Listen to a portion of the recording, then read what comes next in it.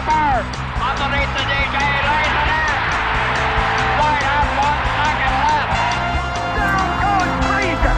Down goes Freezer. Down goes Freezer. Oh, a spectacular move by Michael Jordan. Oh, wow.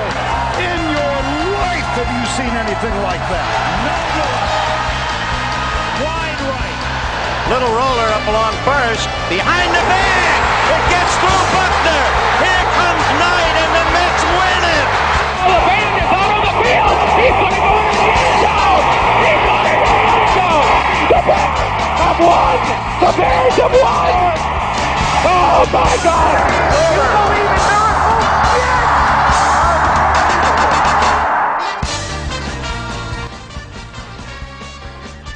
It's the Davey Mac Sports Program, where we talk the sports and other stuff, like recycling. Normally, I'm a big fan of recycling, but the other day, I caught a bum rummaging around my bins, and I lost it.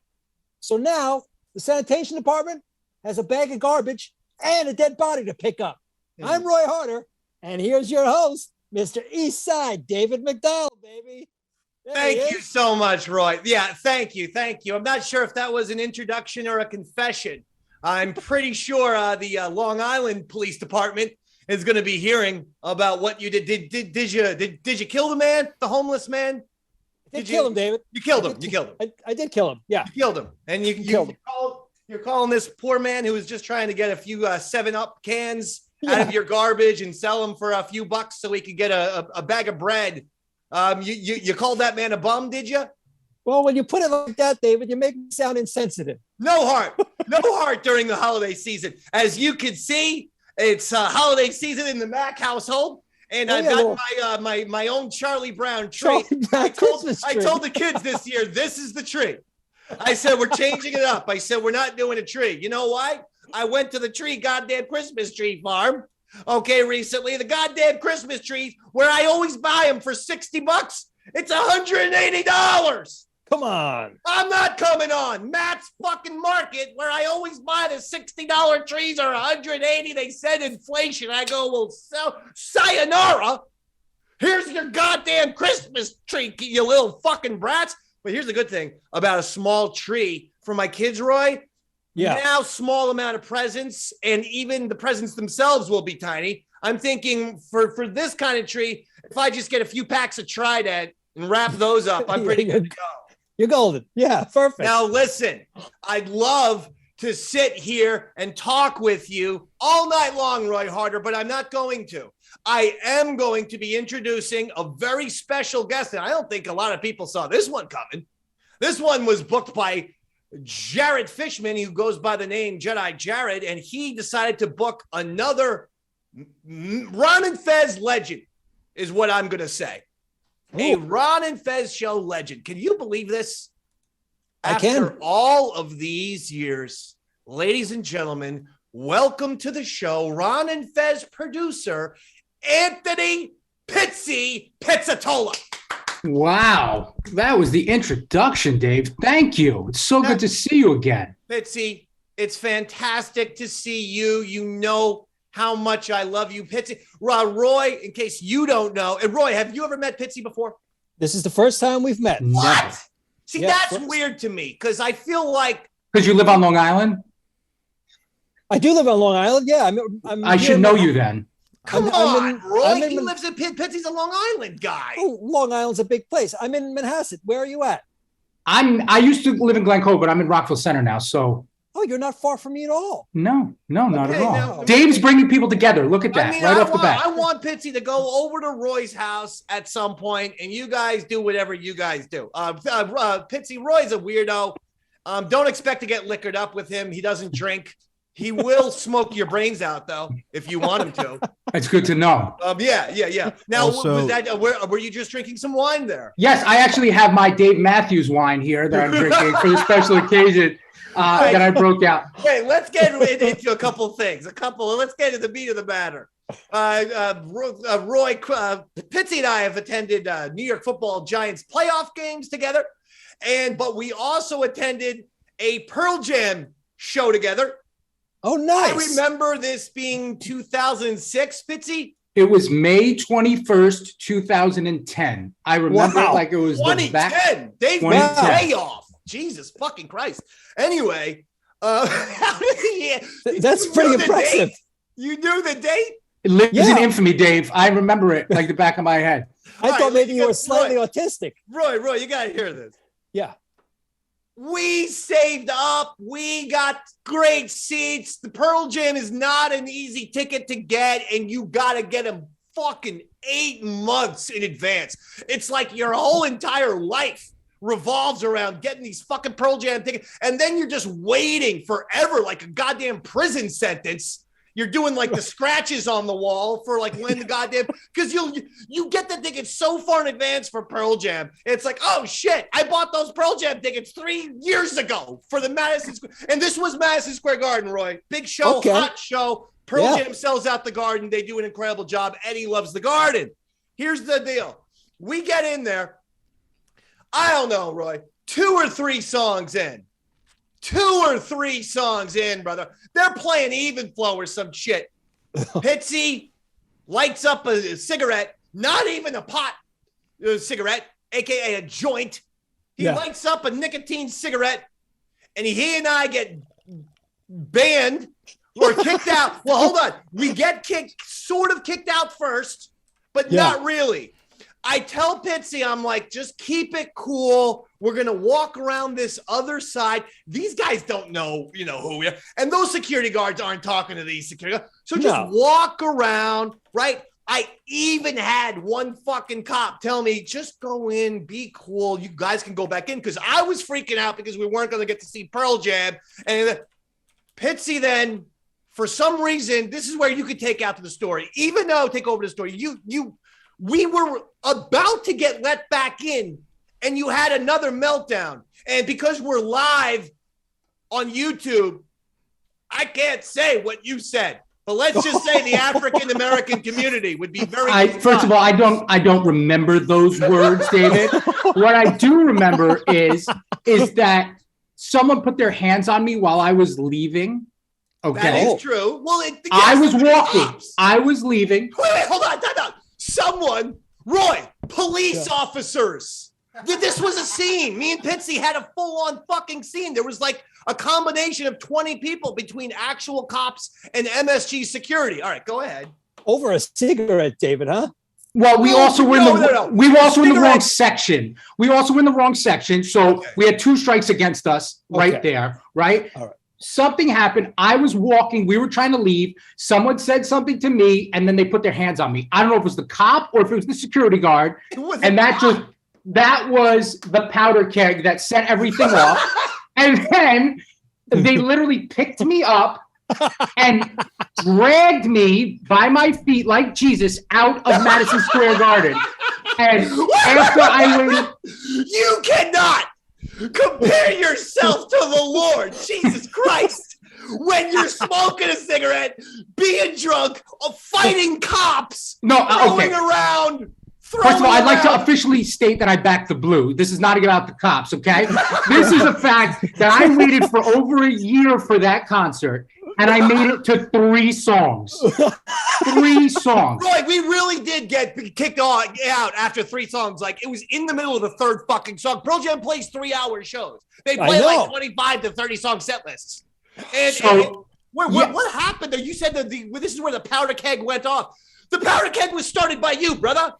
Listen, this was a long time ago. You lit the fuse. You were literally on the reason.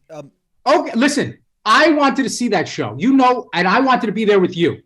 Obviously, my actions didn't let that happen, okay? It's a moment in time, and I've learned. I was just at Pearl Jam in September. No incidents. Stayed the whole show, 3+ hours. No issues with security guards. Was buying people drinks, making friends. I went solo, okay? And you know what? We made it through. Now, there's one more Pearl Jam point I want to make.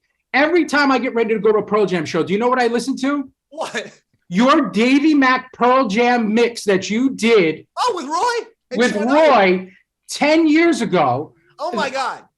Do you know what I'm talking about? Yeah, well, I mean, send it to Robert. I don't know. I think I do, but that would be a good thing to play maybe at the end of the show or something. I think you also tell Eddie Vedder you're going to stalk and choke him, and that's maybe Ixnay. I'll be sending to Robert. Let's just if it's YouTube Live and I'm going to be stalking and murdering Eddie Vedder. Let's okay. So that but people should be looking it up on Eastside Dave TV. The Pearl Jam medley from the Davey Mac Sports Program. I do remember that being good, Roy. We did a good job with that. I think I'm suffering from early dementia because I don't remember that medley. Well, maybe we can do a little taste and cut out before we get to I'm going to kill Eddie Vedder and stalk him. Yeah, that's at the end, Rob. So we could just cut it there so Dave doesn't have any issues with the Pearl Jam legal team. The problem is the inspiration was that, well, it was twofold. At the exact same time, it was when I think a woman drove her car tried to drive her car into Eddie Vedder's house. I remember and smashed her car into his fucking fence. And it was really creepy and scary. And so that was fresh on my mind. But the other thing is I had a dream once, and I'm just going to lock onto this dream for the rest of my life. And it was me and Eddie Vedder at a bar just talking baseball and Pearl Jam. And I am very, very confident that if Eddie Vedder, and this is, I'm talking straight to the camera now, straight into the microphone. Eddie, if you're listening right now to the Davey Mac Sports Program, I'm pleading with you to invite me into your life. I know this sounds scary to you, and I have scary eyes, people tell me, with, not always a lot of blinking. But here's the thing. You and I would be best friends. You love baseball, Eddie. I love baseball. Eddie, you love Pearl Jam. I love Pearl Jam. You see? I mean, look at all the things we have in common. I mean, that I don't know anything else, but at least two things. I am confident that Eddie Vedder and I would be best friends. And I just don't know why he can't give me a chance. I agree, Dave. I agree. I mean, who does he hang out with? Bruce Springsteen? I mean, come on. Davey Mac, better than Bruce Springsteen. Now, Pitzy, you were Ron and Fez producer. Yes. Well, one of your most famous things was a coffin challenge. I remember that now that you bring that up. Yes. I think it was you versus Fez in the bet, and the loser had to spend the entire show 3 hours in a coffin, and Fez lost the bet, and then he had to be in the coffin. You had to secure a coffin. This is good. This is being a good producer right here. How the hell did you get your hands on a coffin? One of the few times I was a good producer. Yes. I believe I had called like 20 prop shops around New York City to see if anyone had a coffin. There was a coffin. I had to go down to make sure it was a full-size coffin. We had it delivered, and the rest is radio history. But yes, I also remember Earl wouldn't even go in the room with the coffin. No, it was so weird. He made it all about himself, he was afraid of the coffin, even though it was Fez who had to go into the goddamn coffin for 3 hours. And Earl's like, oh, I don't want to look at the coffin. I don't want to look at the coffin, David. I don't want to even be in the room with the coffin. Earl, it's your dead grandmother here. Get into the coffin, honey. It's not so bad. I like to sleep in the coffin every night in hell when I'm getting fucked by Hitler. Anyway, Pitzy, this is the best sports show I've been on. Now, Pitzy, those headphones that you're wearing, were you just doing some landscaping? You just blowing some leaves? You look like you're on a shooting range. You look like you should be working a leaf blower, not on a fucking podcast. Yeah, these are my guinea leaf blower headphones. No, these are actually my 5-year-old son's headphones. I was afraid to use AirPods that we would drop audio. Small are your ears? Because they fit me perfectly. You have tiny ears. Roy, Pitzy has the ears of like one of those Pepperidge Farm goldfishes. Those are small ears. We can't quite truthfully get a good perspective. But Pitzy, I'm telling you. Well, if anyone goes to Five Below and buys headphones, then you could kind of judge the size of how big my ears are. He's wearing headphones for a 5-year-old. He's got fucking chiclets for ears, this guy. What are you up to? How are things with you? I mean, like, what the fuck are you doing anyway? Nothing, man. I'm just here. I'm on Long Island, 2 kids, working. Pandemic's over. We survived, thank God. If you want to turn it back to sports, I coach travel baseball for 8 and 9-year-olds. And I've only been thrown out of 1 game, Dave. So I think that is a win for me. You can't be getting kicked out of games for 8 and 9-year-olds. You're like the guy that makes like the nightly news as like incident at a Little League field. No, grown man from Long Island beat an umpire with a bat. Do you remember when Cookie Rojas got thrown out of a Mets playoff game and he got in the face with the umpire and then he pushed him? Yes, I was this close to being Cookie Rojas and like our last game of the season. I just like the fact that you think everyone else is going to remember Cookie Rojas. That's like Roy. So Pitzy, I do a sports show with Roy, right? I've done it for the last 12 years. I mean, we had a 6-year break, but it's like that never happened anyway at this point. So for we've been doing this forever. Roy knows exactly one athlete. He's familiar with Freeman McNeil. I know. Every time I tell people that's their reaction. Here we go. There it is. Cookie Rojas having to be held back at a playoff game. I think it was the NLCS, and they called a ball that landed on line foul, and then he just lost his shit and went after the umpire. This is class. This is when baseball was fun. Right? I know, but of all you had Billy Martin, Tommy Lasorda, Earl. I wasn't even born then. I know, but there are legendary people who are famous for getting into the fights with the umpires, kicking the dirt and shit. Not Cookie goddamn Rojas. Well, listen, I mean, I don't get much outside of Shea Stadium / Citi Field, so I use the references that I know. If you don't know. Cookie Puss from Carvel Ice Cream is more famous than Cookie Rojas. Now listen, Pitzy. Yes. There's the one thing we can agree on, because you're like our good friend Daniel Bobo Curlin. You're a confusing guy. I hate you during the summer because I'm Yankees and you're Mets, but during fall and winter we get along because we're both Giants. New York Football Giants out to a 7-2 start, Pitzy.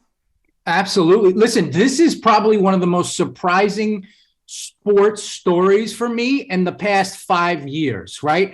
At the beginning of the season, I would have told you I would have taken an 8-18, right?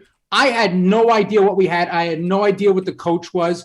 And now that we're 7-2, it's super exciting to actually be able to watch fun football again. It is. And I think that Dable's the man. We know this. He's getting the best out of Daniel Jones. We know this. I mean, Daniel Jones is actually looking good. Saquon is back. He looks incredible. Here's what I love about Dable. Accountability between McAdoo and Shermer and fucking Judge.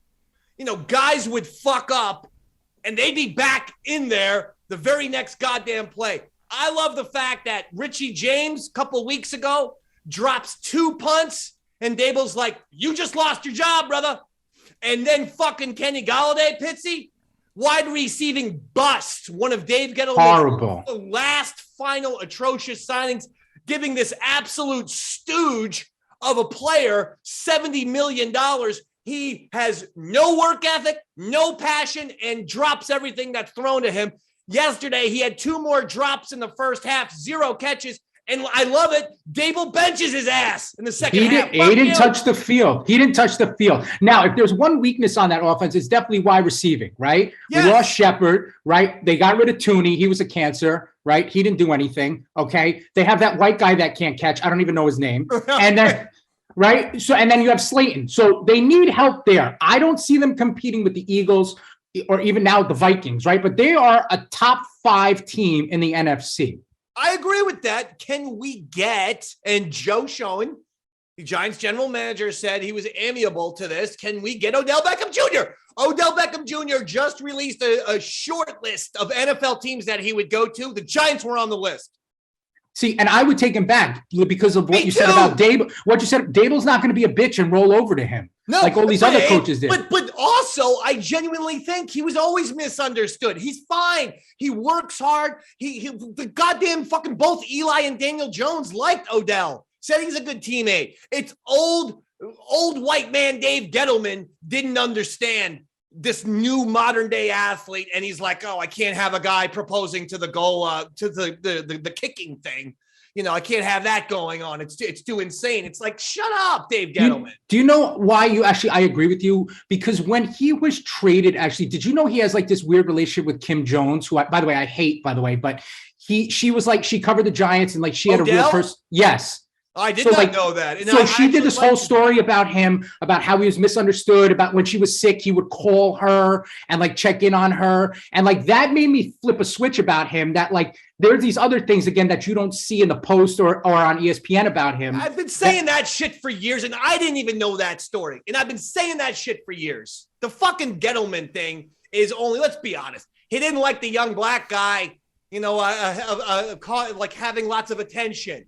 And so, I mean, Dave Gettleman was such a disaster. I knew from second one he wasn't going to work out when a fucking reporter asked Dave Gettleman, so, you know, all sports are going into the analytics direction. Started with baseball and sabermetrics, and it's continuing with football. And they asked him, are you an analytics guy? And you know what Dave Gettleman said? I don't like computers. He said them back. I don't like computer. He literally said in the 21st century, he's not into computers. Horrible. And the Giants had to be like, oh my God, we got the poster child for out of touch, antiquated moron. See, but do you know what the problem is with like Mara and Tish? Like they stick with these guys too long, right? Like he was there 2 years too long. He should have been out before then when he was, right? And he left on his own or whatever. Agreed. He should have been fired. Agreed. He should have been fired 2 years ago, right? And then they hired Shermer because he had ties to the organization, right? They kept McAdoo because he had ties to the organization, right? That's their fault, right? They need to like get past all that shit and like focus on winning. And I think that's where we are now. Okay, fair enough. Pitzy, what do you think Gettleman? What do you think Gettleman would have called Beckham if he behind? No, whoa! No, YouTube Live, Pitzy. YouTube Live, baby. We're not going to be reenacting the Pearl Jam incident. I don't know what you're talking about. That's fine. I like that. You can play it like that. This is a whole new ball game in 2023, Dave. We're not. We are going to be. I want to discuss a few more football stories with you, but sure. Before I do, I want to just bring up something quickly. I was very upset today, and you might have been around. Ron and Fez when this happened, but Gallagher, the comedian Gallagher died.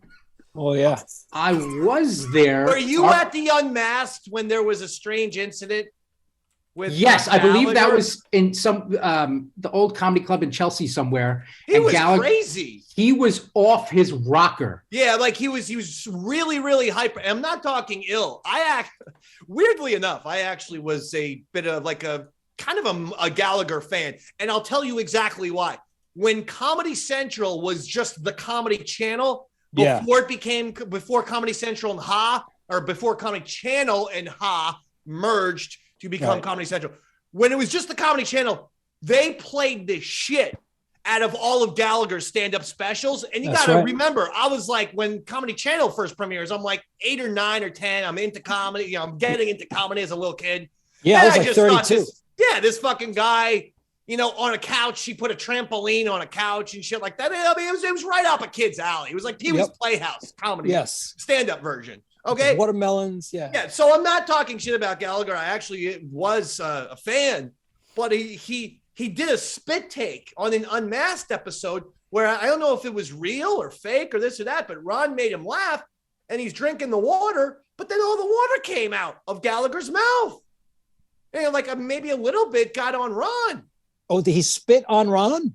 Yeah, like the spit take was like either near him or on him. But Ron then, just so that he could then one-up Gallagher, poured some water on Gallagher. But that incident was crazy. And then afterwards, afterwards, he was running around. I was like, I was assigned to like try to like, you know, keep him in line or something. He was just running into the street, into traffic, and just like going up. He was really hyper. Wow. And I'm not trying to talk shit. I'm just saying it was a memorable unmask. Go figure. A guy who smashes watermelons for a living is a little bit wacky. Yeah. Wow. Were you there? I feel like you were there. Pitzy. I was there. Everything you described is what happened. That was during your era. Yeah. I'm just gonna, again, we don't want to pile on Gallagher. I said that when I was a kid, I was a fan, but was there any of this?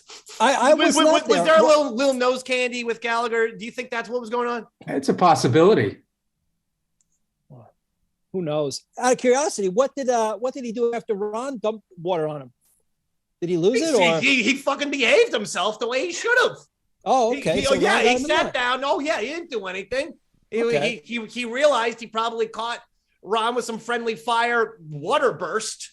And, so Ron was owed a receipt. If we're going to be, using wrestling lingos, you get punched in the face accidentally, you're allowed to punch the other wrestler in the face accidentally. That's just business. It's called a receipt. You're not going to do something to me that then you're not going to sign up for. So he got hit with a water blast too. That's right. Very odd. But Latin phrase. But I was but here's the thing. I don't know if you guys know. This now means, because everyone knows that Carrot Top has left comedy behind. And I don't know where the fuck Carrot Top is. Like, I think he is just he's in bodybuilding. Some sort of weird JD Salinger isolation where he doesn't want to be seen by the public. Now, with him out of the picture and Gallagher dying, that means there's only room for one more edgy prop comic. I'm going to go get him, but I think that means that Orange Head is the last remaining prop comic. Pitzy, I know you don't know who he is. I'm going to go get him for you, okay? I can't wait to meet him. Roy, stretch. You got it, brother. You got it. You want to stretch with me? Sure.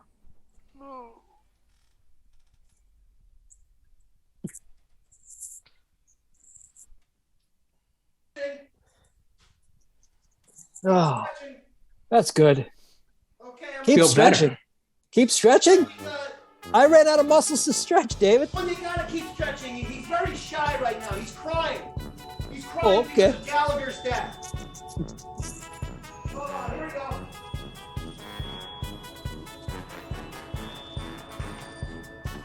There he is. Hey! Hi, Pitzy! Hi, Orange Head. Hi! Hey, Pitzy! Cock rings for everyone! Cock rings! I'm Orange Head! I'm America's favorite edgy prop comic! I'm so sad about Gallagher! My entire routine tonight is in his honor! Okay, everyone? Hey, awesome. guys! Let's see. Okay, what do you call a Christmas character who likes to suck people off? I don't know. Frosty the Blowman.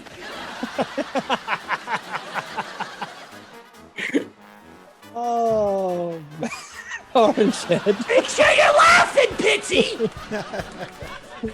Laugh at all Orange Head's jokes. You know what? Orange Head killed himself on YouTube Live. And there's always a good 10% chance that Orange Head thinks, well, that's a good way to get ratings, is to chop my own throat off on fucking YouTube Live. Make sure you're laughing. Hey, everybody, what do I leave out for Santa every year? I don't know. What do you leave out, Orange Head? Milk and cookies, except the milk comes out of my candy cane. Pitzy, that's real jizz. I've been saving 9 months of this. This 9 months worth of ejaculation on Orange Head. He's not kidding. You okay, Orangehead? Orangehead's okay. Hey, everyone! What do you call mold that, what do you call clay that you mold into a penis? What, Orangehead? Clay dildo!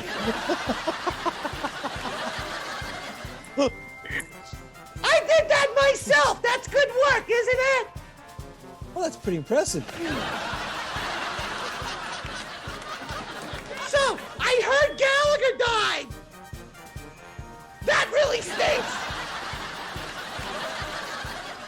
Get in there, freshener. Yeah, now you fucked up your camera, Orangehead. Oh, shit. Just making it worse. Hey, guys.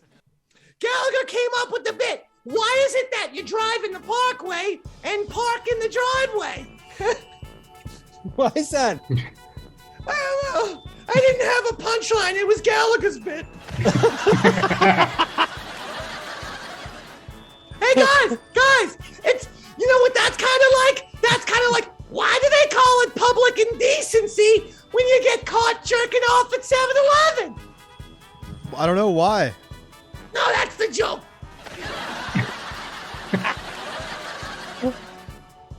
Hey guys, it's like, why do they call it a bathroom when I never bathe? I just go use those rooms to get hand jobs from strangers. Why do they call it a bathroom? Hey, in honor of Gallagher, I say let's smash some fruits. And no, I'm not talking about having sex with gay men. Hold on. Where's my fruit? Uh-oh. Do we have to stretch again? No stretching. Okay, ready? So I'm talking about the newest and grooviest, the latest and greatest, the mini sledge-o-matic. Here you go.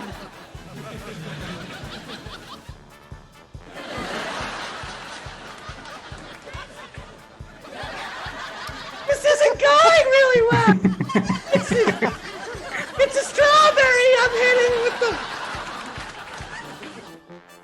You know what, guys? I'm gonna leave. I'm very sad about Gallagher dying. And I have some jerking off to do. Fuck you! I'm Orangehead. See you later, assholes. Bye, Orangehead. Bye, Orangehead. I have a new favorite pop comic now. Could have pulled it off if he had a bigger hammer, huh? He's right there. He's right there. Don't say anything.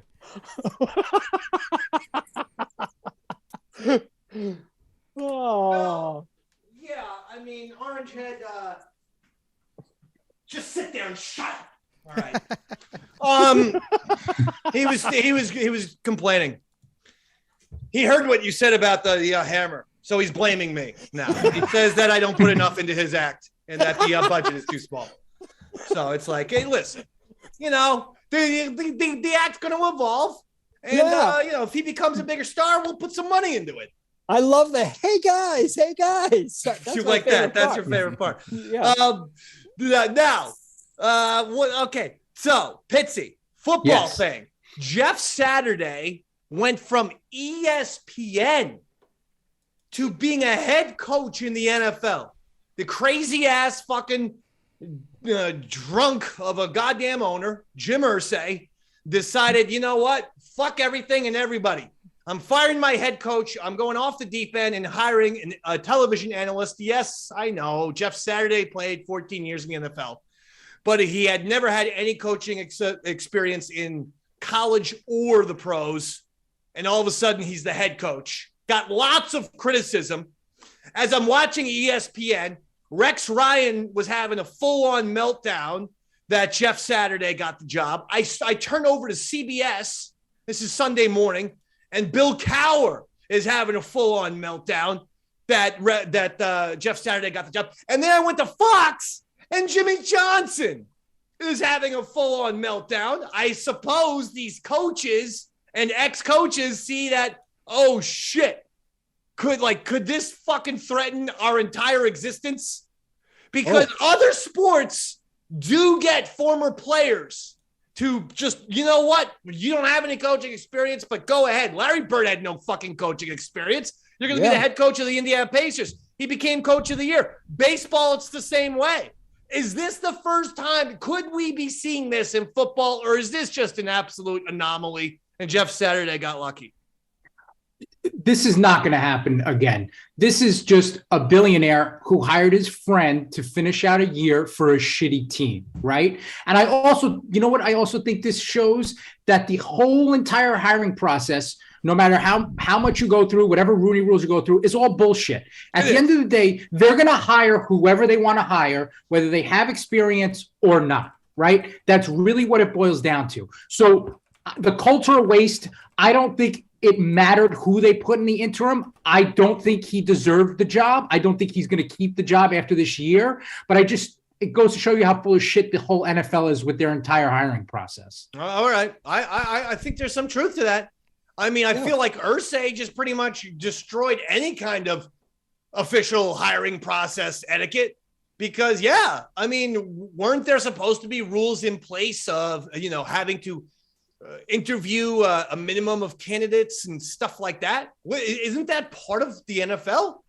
I believe it is. And how did he just, you know what? Fuck the rules. Fuck the NFL mandated hiring process system. I'm just going to choose this guy because he was a former Colt for, a center for Peyton Manning. Well, now who's going to want to take that job full time when you know that you have Jeff Saturday is a part of the organization, right? He's in, I think, their Hall of Fame or whatever, that you have this type of thing hanging over you. At any time you can get fired and just have some friend replace you, right? I wouldn't take a job there, right? I understand, but I think it's a unique situation. And Saturday won the game. Now, if he goes on a run where he actually wins, let's say he goes over 500, I think you would absolutely have some owners out there going, it worked for the Colts. It'll work for us. Let's get former players. And maybe they're former players who are now analysts, but they go the Irsay route where, fuck it, we don't need these guys as coaches anymore. I mean, like, how many head coaching jobs is the fucking Josh McDaniels going to get? What a piece of shit he is. He can't fucking head coach. He sucks.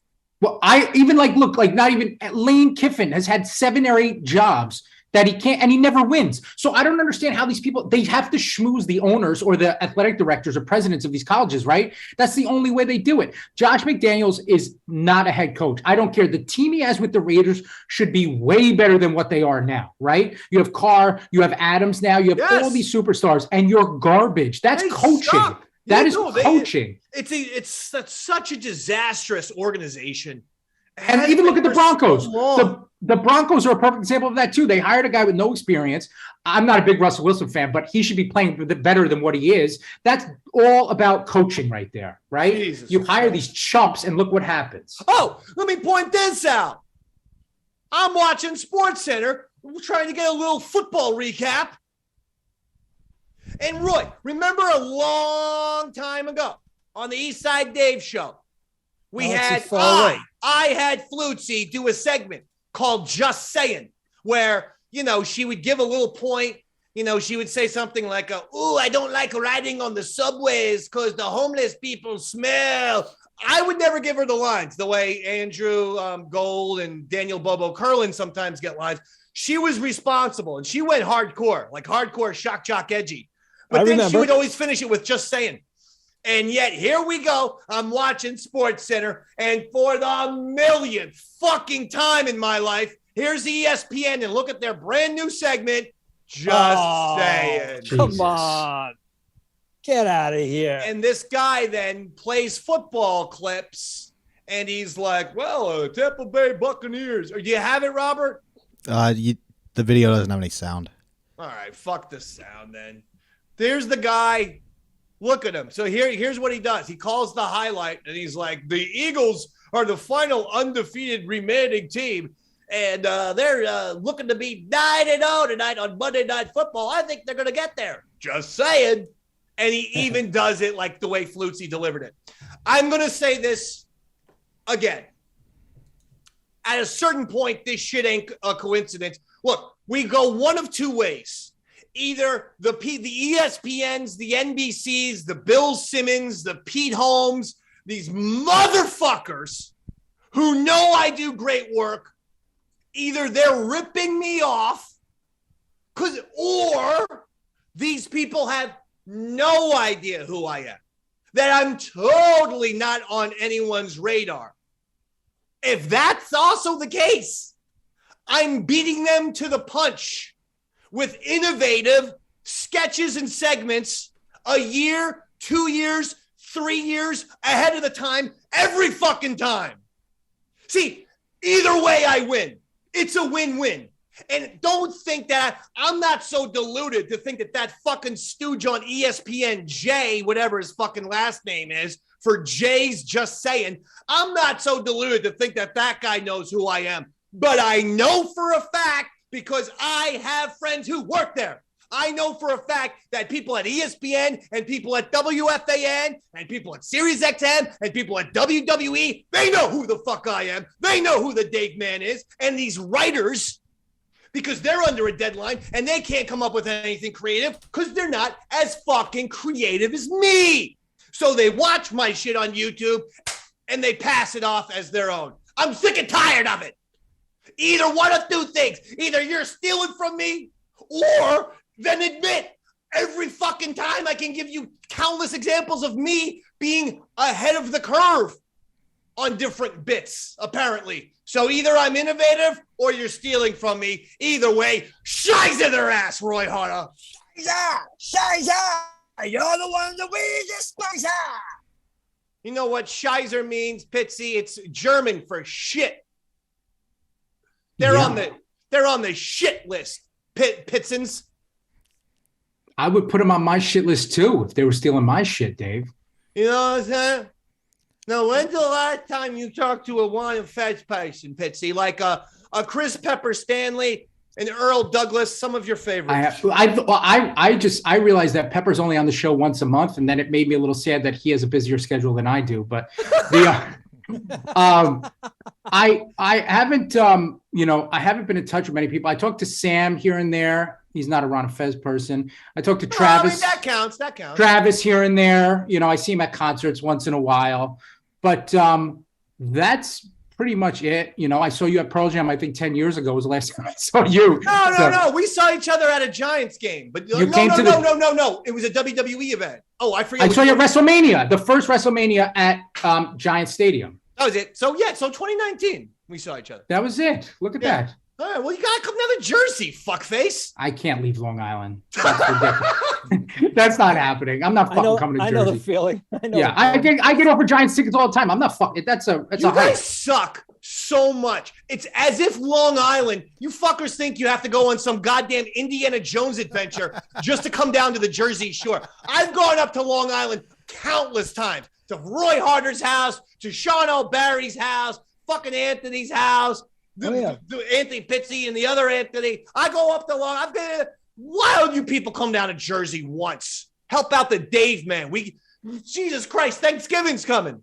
You can come to my house for Thanksgiving. We'll be there next Monday. Me, Roy, and the whole gang, Dave. Yeah. You're invited. We're coming. You're cooking the turkey, Dave. Be ready. I'm ready. Be ready. You guys are invited. It's up to you. I'll say this right now. I'll take that little fucking dare, that challenge that Robert just went on the air with. If you guys want to come to my house next Monday live for a Thanksgiving episode, a Thanksgiving special, the Davey Mac Sports Program, I'm here, Daddy. But that challenge now is in your court. That ball is in your court, motherfuckers. Can I RSVP? Pitzy, you are absolutely invited as well. I'm out. I'm not coming. I'm fucking not coming to Jersey. I don't even like going into the city anymore, okay? The fucking city is such a shithole. I don't even want to take the train there. You've gotten so embedded in Long Island, like a goddamn, war correspondent, that you now won't leave Long Island at all. Not even to go into Manhattan, which is a 15-minute train ride. Okay. No, that's it. I'm done. I'm not going anywhere. I don't have to leave my house anymore, and I would be happy if that was the case. I'm actually the same way. I don't go outside almost ever. I have 2 locations, 7-Eleven and Walgreens. Hot spots. That's my thing. I know all the people at 7-Eleven. Oh, I didn't tell you guys this. I actually had to change 7-Elevens. I caused a big scene. I caused a Pitzy scene outside of 7-Eleven. And there might have been some nasty language that came out of the Dave man's mouth.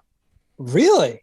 So I go in to 7-Eleven and I ask, I got some like gum. I got some combos. I asked for a couple packs of cigarettes. I decided to get those. I love the Hostess yellow cupcakes, not the chocolate. I mean, the chocolates are fine, but I mean, those, if you really want to treat, you go, well, I call them orange or yellow, whatever. Anyway, I have like 12 goddamn things, Roy.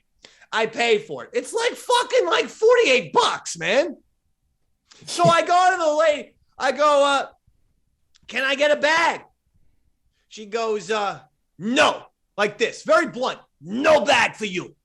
I go, I just bought $48 worth of stuff. You should have told me before I rang you up. I go, okay, how much is the bag? She goes, because the bags cost money now. I go, fine, listen, I just spent $48. I'm not saying I'm Davey Billionaire, but if I spend $48, I'll pay for the bag. How much is the bag? She goes, the bags are 50 cents, but you can't get one now.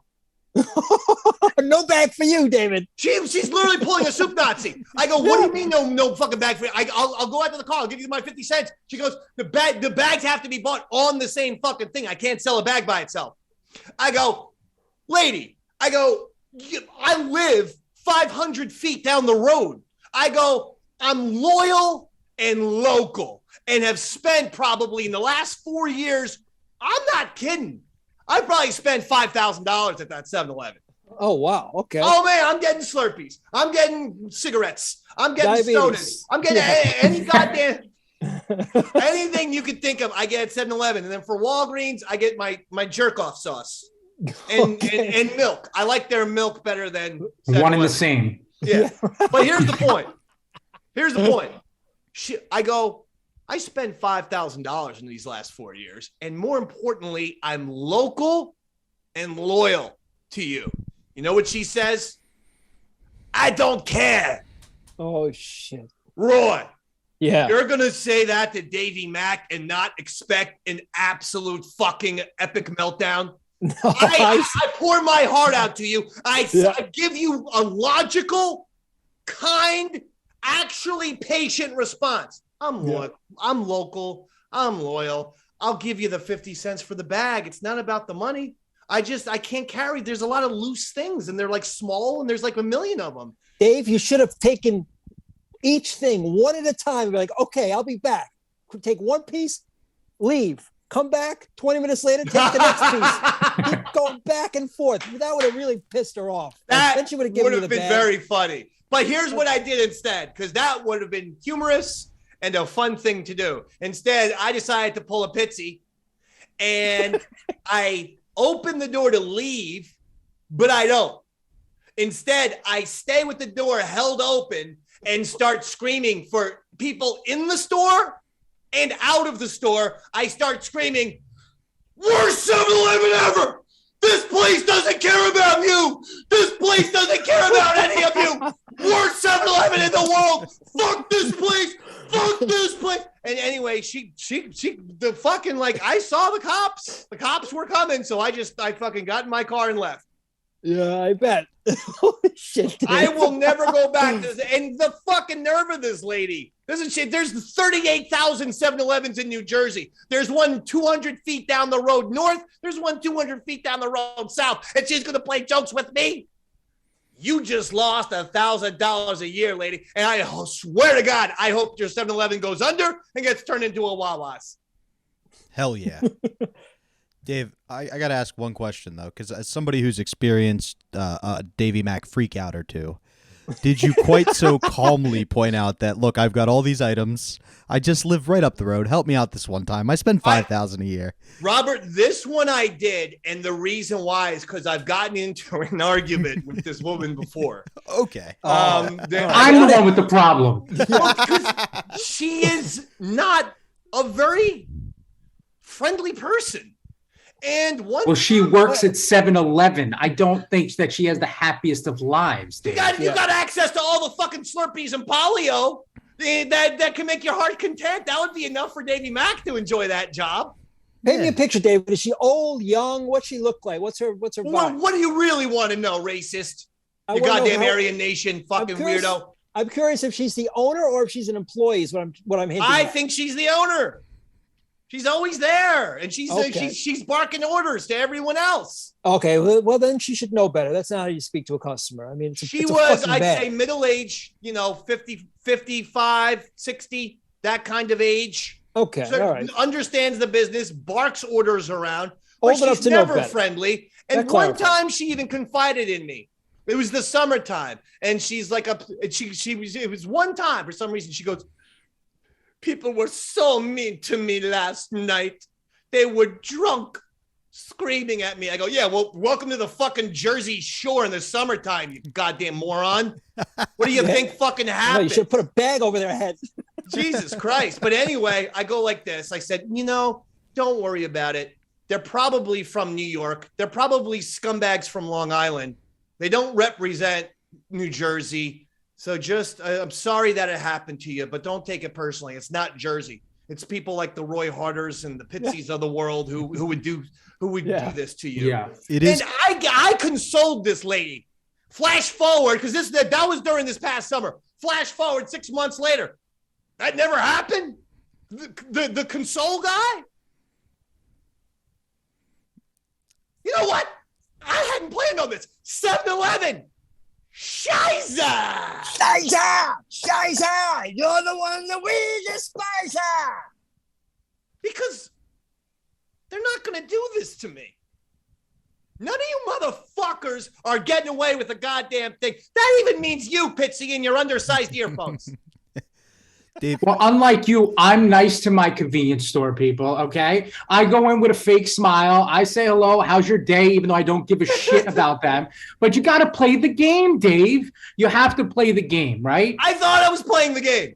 I said I'm local and loyal. Well, you can't get taquitos now, Dave, because you caused a scene there, okay? So you screwed yourself. How did you know my order? How do you know whether I was buying at 7-Eleven? Are you fucking watching me, you piece of shit? I don't go to a 7-Eleven without getting a taquito.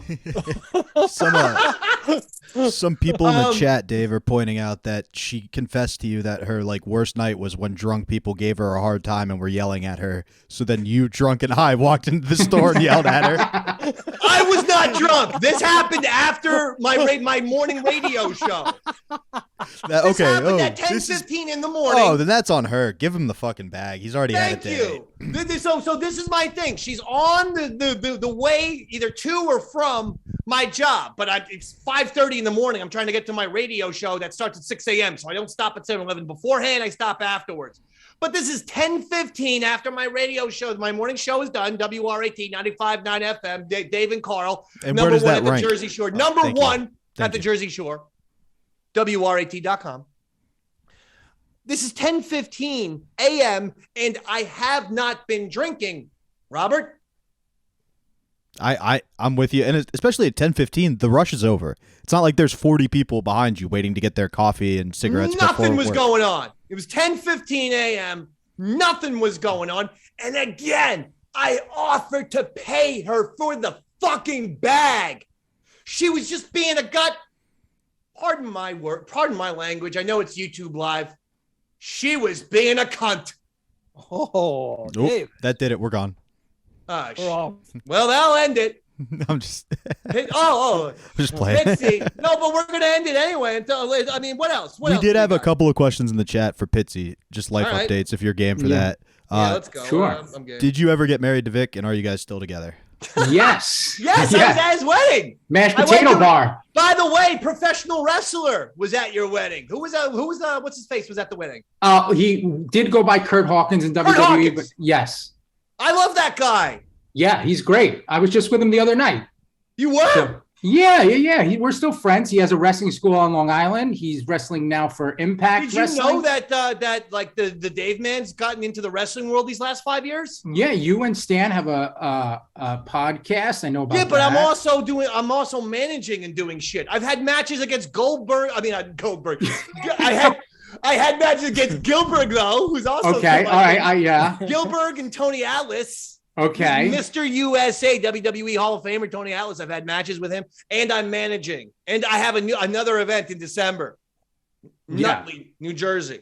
All right. So Brian's trained all these guys. Like MJF has been through a school. Max Caster has been through a school. And I knew all these guys before they were anyone. Holy like shit. That I would go watch them wrestle in like a little garage. MJF and now is, he's going to be the biggest star. He's in the amazing. World. He's amazing. In 2 years, MJF will be the biggest star in the world, and he will become, by the time he's 30, he will get to the John Cena, Dave Bautista, Rock level of fame, where he will be making movies that will be highly successful by the time he's 30 years old. I guarantee it. Yeah, he's that special of a talent. Okay. He's amazing. He is. And I mean, I've been a little sour on WWE recently, but then once Vince left, it started to turn a corner. So I got a little back into it now that some people are back, like Bray Wyatt. But I like it. I think WWE's got good adrenaline. Yeah. So wait. But bottom line is that you got married to Vic. I forgot what the fucking yes. I was at your wedding. Did I behave myself? Oh my God! Wait, Roy, for some bizarre reason, I got so hammered at Pitzy's wedding, and I don't know why I packed this, but for some reason I thought it'd be funny to, after getting like really wasted, put on my lost jumpsuit and go to the hotel and wait for Pitzy to get there at like 2:30 or 3 in the morning to like jump out and be like, look, I'm wearing a lost. Again, I was fucked up. I was drinking, smoking, and everything like that. My friend was like, why is there someone from the Dharma Initiative here? And I was like, I have no idea. His father-in-law brings in his brand new father-in-law brings in Pitzy into the hotel lobby. Pitzy's staggering all over the goddamn place. The father-in-law, I don't think he wasn't pissed, but he wasn't thrilled either. It was like, and when Pitzy saw me in the lost jumpsuit, he goes, Dharma Initiative! Lost! Oh, it's awesome. And you could see this old Italian guy get so fucking mad at this redheaded Irish dude who was wearing a jumpsuit. You could just see the anger of like. So there's also one other story I want to tell quick. So when Dave and I went to the Giants playoff game, we had a big tailgate before. He came with all my friends, and we all were ready to go in, but we usually kind of just finish up our beers and our snacks and stuff like that.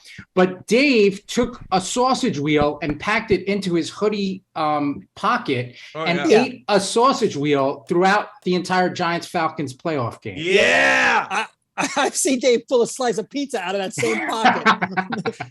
Roy witnessed that at Guns N' Roses. Yeah, even better. That's even better. I had a few spare chicken fingers and a spare piece of pizza that I was able to put in my front pockets and side pockets.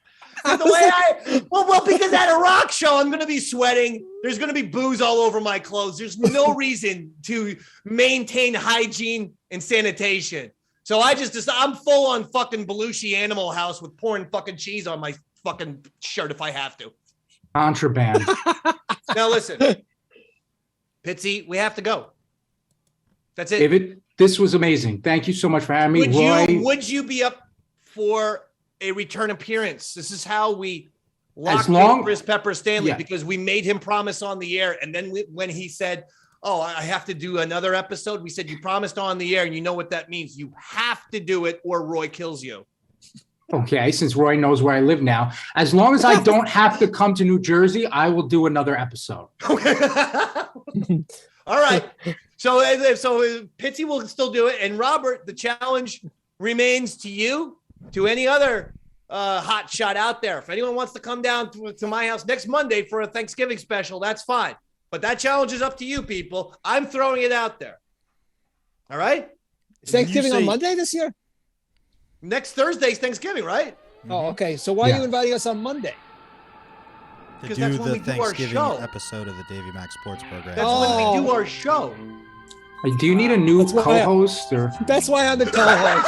Pitzy, get in line, Pitzy. Get the fucking line. All right. Stand by. Get on standby. I even figured that out. Pitzy, we might have to call you from the pen. We got those matching Giants tattoos, Dave. We'll never be apart. All right, listen. It's been real. I love you, Pitzy. It's been fantastic talking to you. Absolutely. Great episode. Roy Harder, fantastic. Robert, fantastic. Thanks, Next Monday will be our Thanksgiving special, and we'll see exactly what happens and what's going to shake down. And Pitzy, we'll see you again.